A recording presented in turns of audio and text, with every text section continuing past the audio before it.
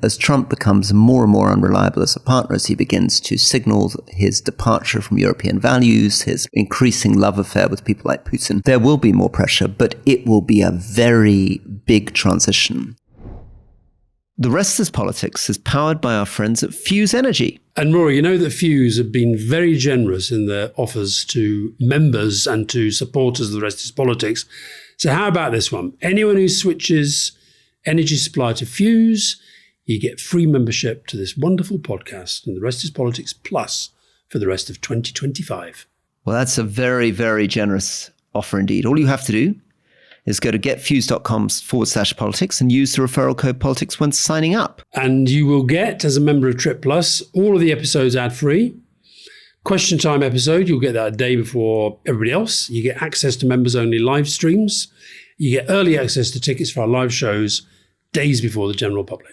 And we'd love to have you as one of our members. And hopefully it's just the perk you need if you're considering switching energy provider. It's always worth mentioning that Fuse generate power from their own solar and wind farms, and they invest 100% of profits into building more renewables. Anyway, Roy, I had a look at Trustpilot, and on there, people give Fuse 4.7 out of 5. That's a very, very high mark in the modern demanding age.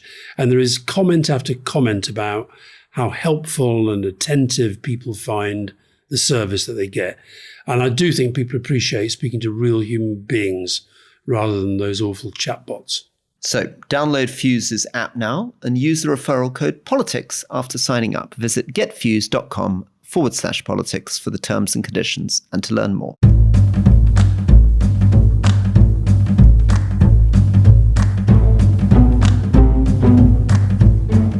Welcome to the Rest of Politics Question Time with me, Alastair Campbell. And with me, Rory Stewart. And my goodness, we got a lot of questions. Where would you like to start, Alastair? Rory, I think if there's one subject we got the most questions on, it's actually what we discussed on the main podcast, which is America and Europe. But let's just maybe go with a couple of those. Will Taylor, how dangerous is Europe's exclusion from the Ukraine peace talks?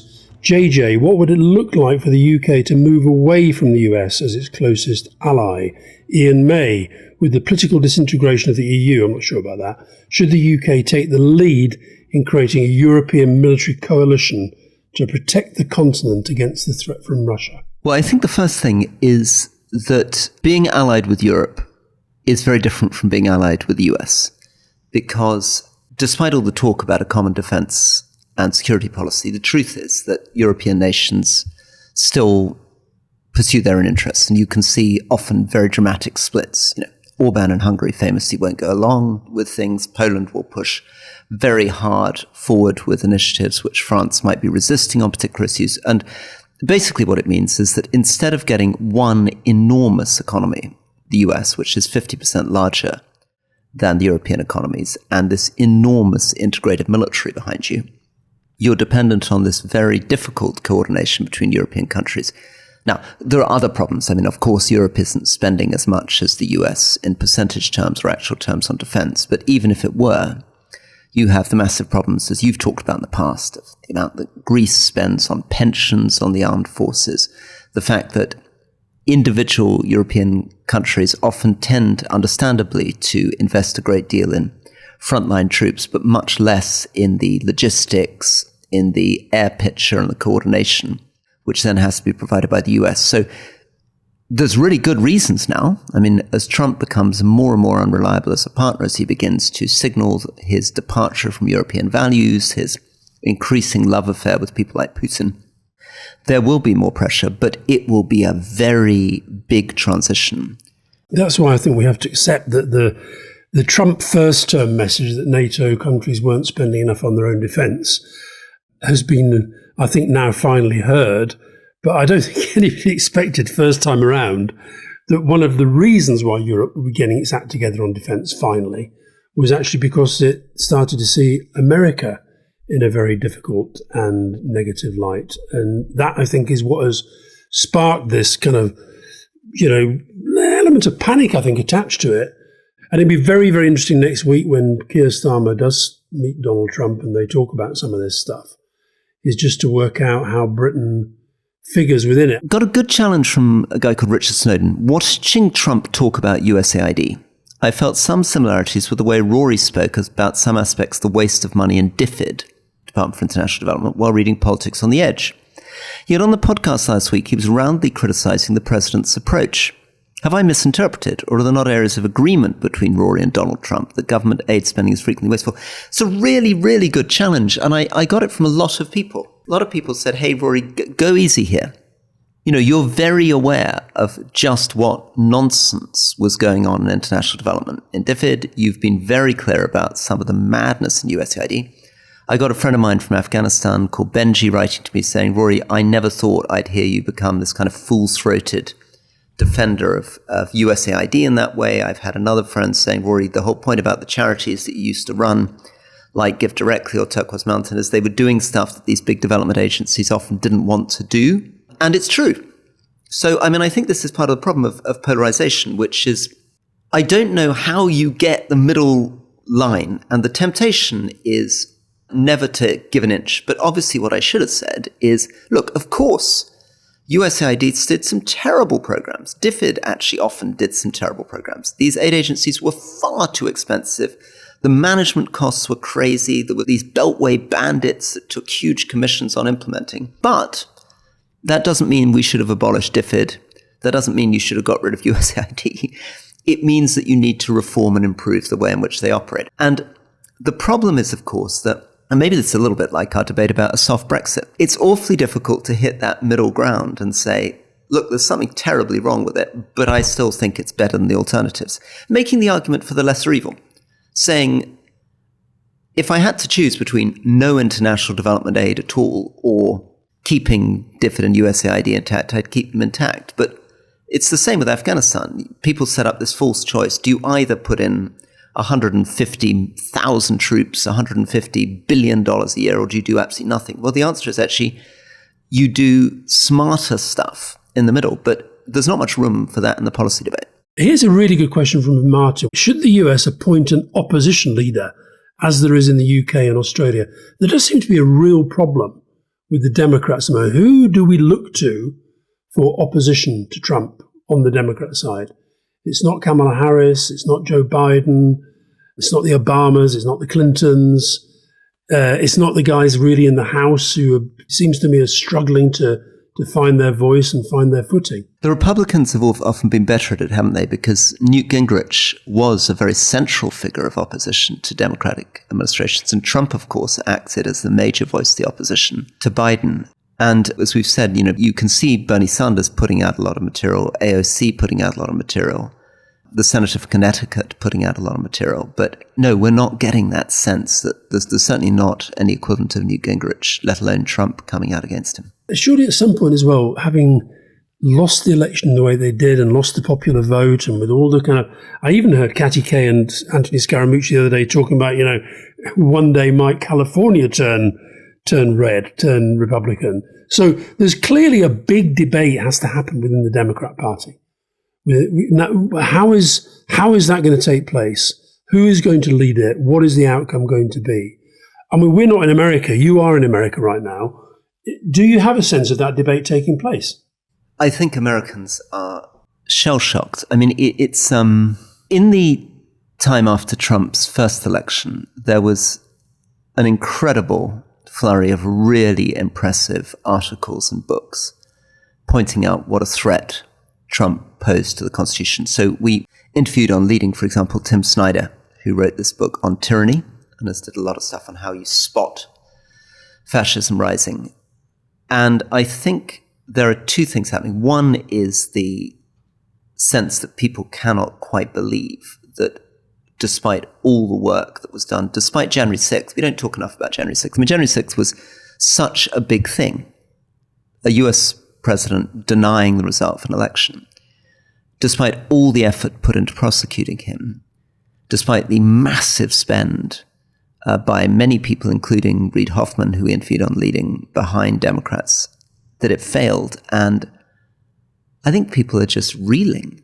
But the thing that I'm worried about, of course, is that the next step from reeling is that as Trump dismantles institutions, there's going to be an opposition in the US that is going to begin to feel more like feeding almost a civil war. Right, here's one from Sleekit Scotsman.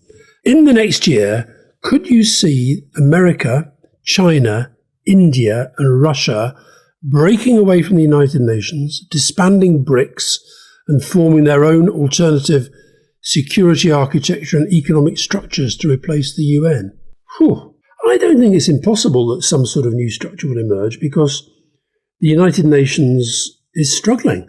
And it's struggling because of the weight that's put upon it and the divisions that appear to me to be at times irreconcilable. America doesn't like the United Nations. America doesn't like any international institutions right now. Yeah, my problem, though, is that the likelihood is that you end up not with a new structure, but you end up with nothing. Because the reason why the UN is crippled is that the US, China, and India and Russia basically can't agree on things. Or particularly US, China, Russia, Britain, France, the Security Council can't agree on anything. And the point of these international institutions was supposed to be accepting rules around state sovereignty, borders, peace. And so I can't quite see what this new institution that the Sleekit Scotsman is proposing, because we're losing all the things that the UN was supposed to be about. Above all, we're losing the shared values, shared principles, shared set of international law, which the UN was supposed to implement. And I can't see what the new body would come together on. What's more likely is you'd have a series of ad hoc meetings, like Putin meeting Trump in Saudi Arabia, where powers try to kind of cook things up over the head of smaller members. But that's exactly what international institutions were supposed to prevent. Right. Julia, who is a member, the BBC has said that Rachel Reeves has not broken any laws. There's no evidence from her former employer that she breached any policy on expenses, yet they've run the story for the last 3 days. What does running stories based on allegations tell us about their editorial values? Well, that sounds like an attack on the BBC. I've been away, so I've not followed it. I've followed this story in the past when they've been going on about it. But what is this story, Rory, about her CV and about how long she worked at the bank and all this? Can you shed light? Yeah, two stories. So Rachel Reeves, obviously our Chancellor of the Exchequer, she had said on her CV that she had worked for 10 years for the Bank of England and that she'd been an economist at the Bank of England and at HBOS, which is the bank she worked at. And what's happened since is that journalists have discovered that, in fact, she worked realistically more like 5 years at the Bank of England because she took a year off to go to the LSE, and that for many of those years she wasn't an economist, and at HBOS she was in a different department entirely, doing a lot on customer support. That's one set of allegations. And I think on that they've argued back a little bit, but she's also changed her LinkedIn entries. And I think the story at the back of that is the pressure on would-be MPs to pretend they have more experience in the outside world than they really have, because a lot of these people are basically professional politicians who are starting running for seats quite early on in their careers. And it's interesting, she got away with it until she became Chancellor, and I imagine many of my former colleagues will have exaggerated what's on their CVs to sound more impressive, to make rather thin gruel seem like a more impressive stuff. The problem is not so much the slight exaggerations. The problem seems to be more just how vehemently they're denied. So the other allegation is that she was investigated for not being entirely honest in reporting her expenses. Now, this is a very old story. 16 years ago, she was investigated around having bought a bottle of champagne on expenses. Apparently it's a gift for someone, and the person said they didn't receive the gift. And the problem here, and this is something maybe you can come into, is that Number 11 and the press office denied it absolutely, so there was absolutely no truth in it, and then later had to retract.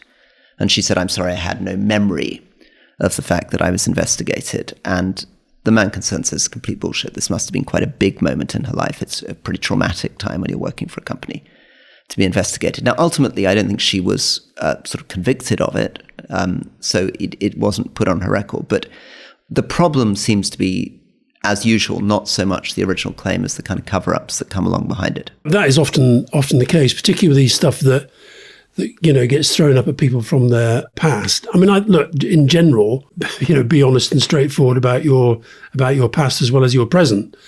I guess there is in most people who end up in top flight politics, it's not something that they all sort of wake up age 16 and think that's what I'm going to do.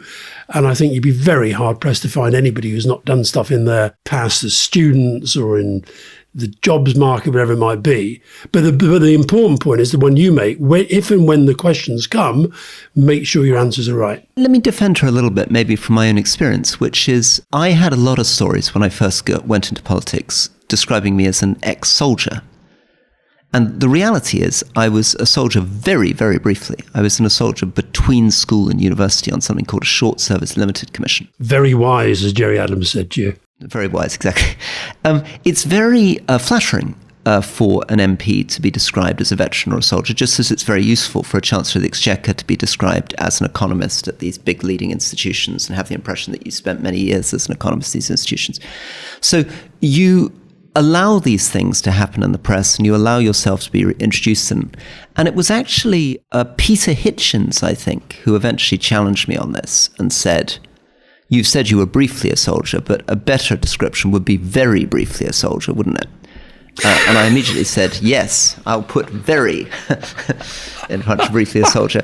But I do sort of slightly feel for Rachel Reeves there. And then, of course, the complication of my then explaining that I was supposed to go back into the army, and then the Foreign Office bought me out of the army, and I moved into the Foreign Office, and I was in Iraq and Afghanistan with soldiers, but I wasn't a soldier, becomes too complicated to explain to anybody. So anyway, so some sympathy for her on that. Can I just jump in on Peter Hitchens? He's an old colleague of mine. He and Fiona shared an office in the House of Commons for years when we were all in the lobby together. And Peter has got this absolute obsession that Tony Blair wasn't actually the Prime Minister, but that I was.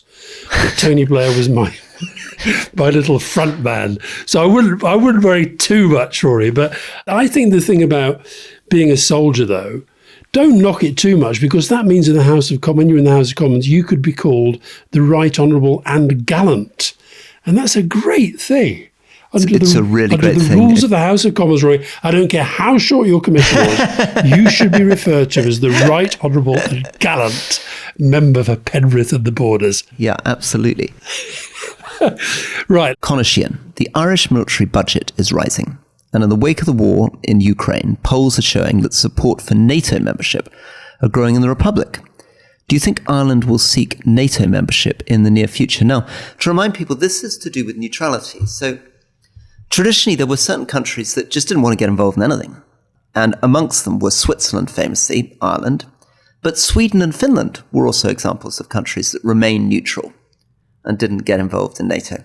And famously, Ireland found itself, the Republic, in some pretty awkward positions in relation to Nazi Germany during the Second World War. I don't want every Irish listener immediately writing in and relitigating the question of what exactly Eamon de Valera's position was in relation to Hitler and British ships. I just think that was, you talk about leading with your chin there, Rory. Leading your chin. But definitely, this question of neutrality is very fundamental to Irish identity. Do you think that there is a world in which it might follow Sweden and Finland into NATO? I don't know about that, but I'll tell you a couple of things, observations that come to mind. The first is that we've seen since the October the 7th that Ireland is very, very proud of its kind of pro-Palestinian position. It's hard to say that Ireland is neutral in the question of Palestine-Israel. And the other thing I think that's interesting is whether Ireland feels that it has that very special relationship with the United States. It was there with Clinton, and Clinton was hugely committed to the Northern Ireland peace process.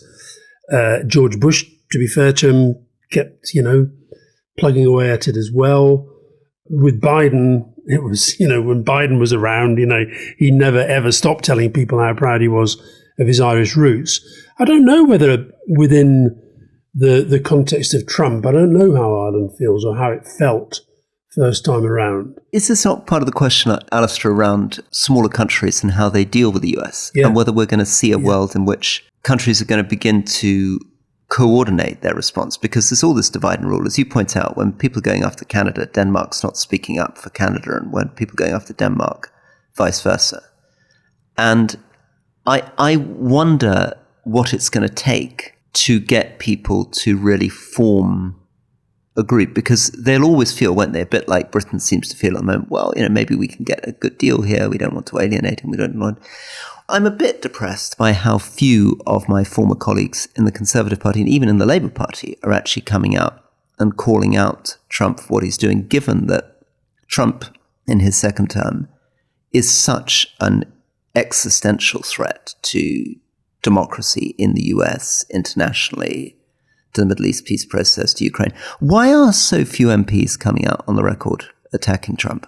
Well, it's worse than that. It's I don't know if you saw that Kemi Badenoch was out making a speech kind of echoing Vance's talking points on freedom of speech. We said when we talked to Mark Carney, I think all three of us are surprised that given how close the UK is to Canada on all sorts of levels, how nobody has really, very few people have come out and call that out. I think it's a reflection of the fact that America is still the most powerful country in the world. They're treading very warily while these few first steps get taken. Just a footnote on that, which we touched on a little bit last week, is that Saudi unexpectedly came out very, very clearly against the US, almost immediately within 24 hours on Gaza, when you would have expected it to just keep quiet in the way that UAE and others did. So there are little chinks emerging of US allies beginning to come out more strongly, but it's still very muted. Yeah, and that hasn't stopped Donald Trump from saying, I'd like to have my meeting with Vladimir in Saudi Arabia.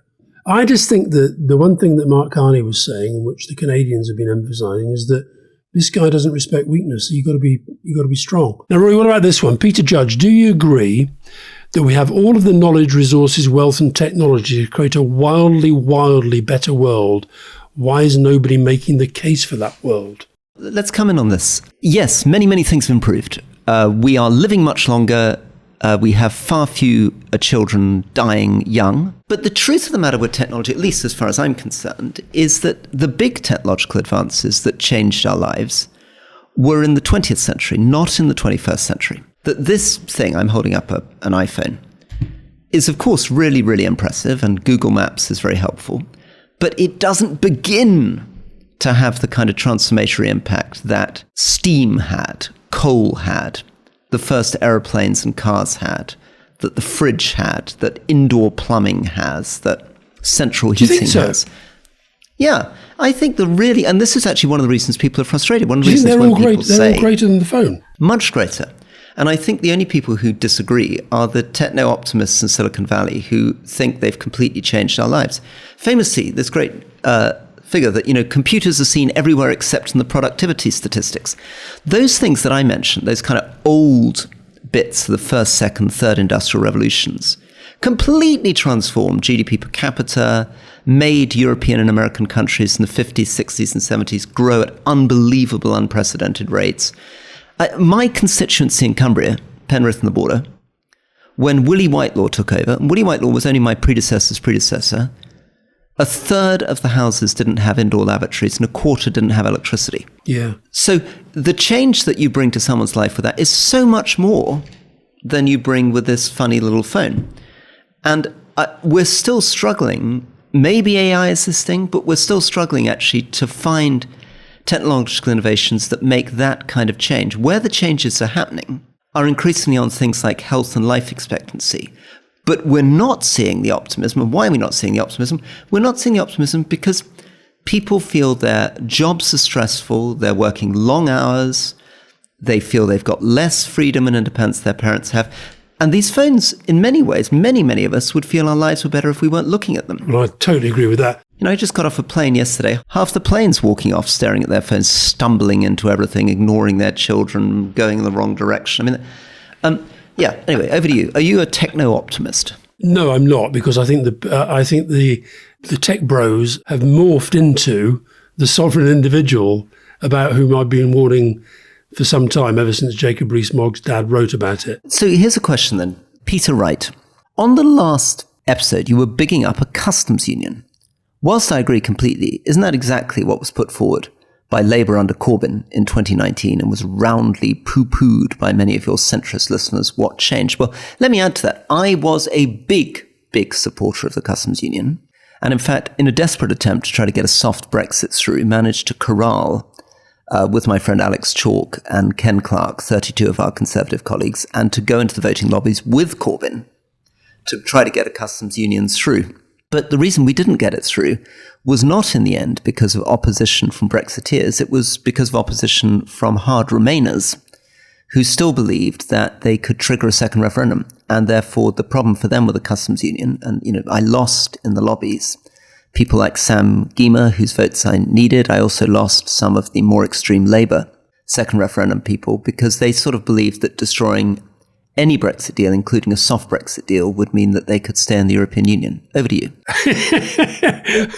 That was a very nice, non-threatening over to you. But basically, I know that you blame people like me for this. So my Fiona was saying the other day that, there might be a bit of a sort of revising of the views of Jeremy Corbyn, because of course she said he was always banging on about Israel, he was always banging on about America, and he was always banging on about the customs union. I want to draw attention to a Substack by Peter Kellner. Now, we know Peter best for being a pollster, but Peter has actually written a very, very good piece, which I'm sure he won't mind if we put it in the newsletter. And I think I'm going to ask the new European to take a look at it as well. But essentially, he's been out talking to people, small businesses, the kind of people that we talked to last week that I mentioned, who were really wanting to see real change on this reset. And he basically is just getting their story about what it is like to be a small or medium-sized business person who's dealing with this paperwork. And bear in mind, this is why Farage should never be allowed to forget they promised that Brexit was going to get rid of, quotes, Brussels red tape. He basically is talking to people who used to have one form that they filled in, they now have three. He's talking to people who have seen their freight costs soaring.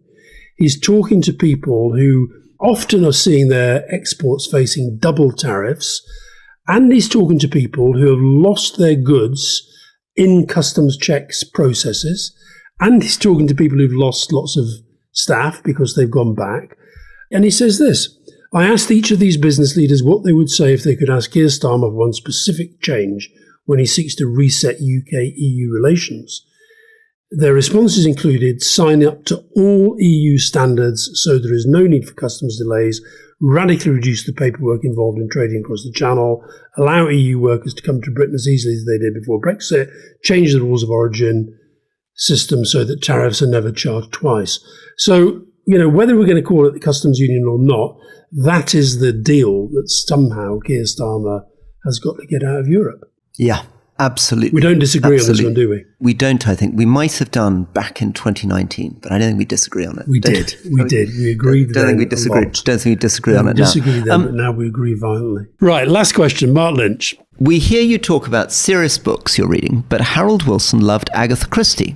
JFK was an Ian Fleming fan.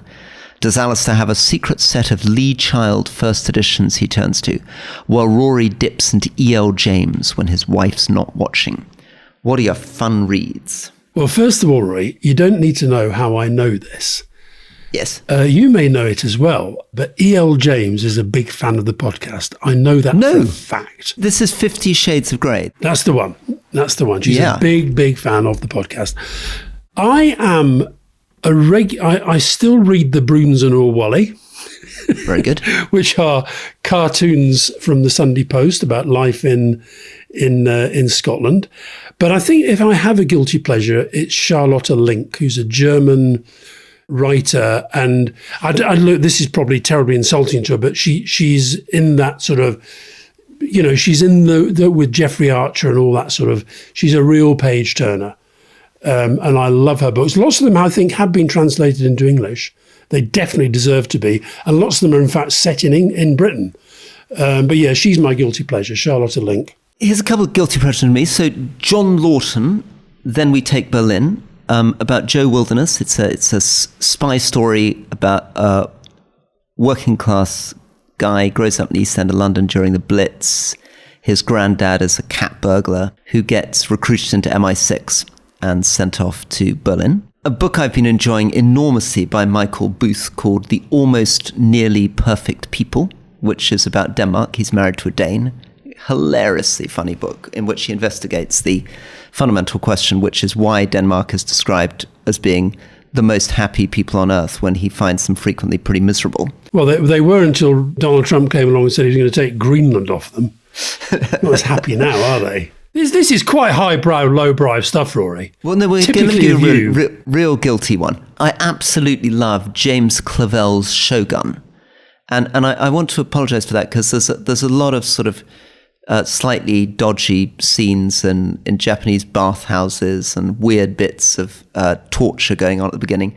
So there's a bit of Games of Thrones going in. But my goodness, as a portrait of Japan in the late 16th, early 17th century, there's everything there. There's samurais, there's the tea ceremony, there's internecine warfare, there's politics, there's religion, and it's done on such an enormous scale. And Clavell was, I think, originally an Australian who was in a Japanese prisoner of war camp during the war in Singapore, and emerged from it both with a real sense of the capacity for sort of cruelty from the Japanese officers who were maltreating them during the war, but also an incredible admiration for Japanese courage, honor, and the strangeness of Japanese society. So there we are, James Clavell's Shogun.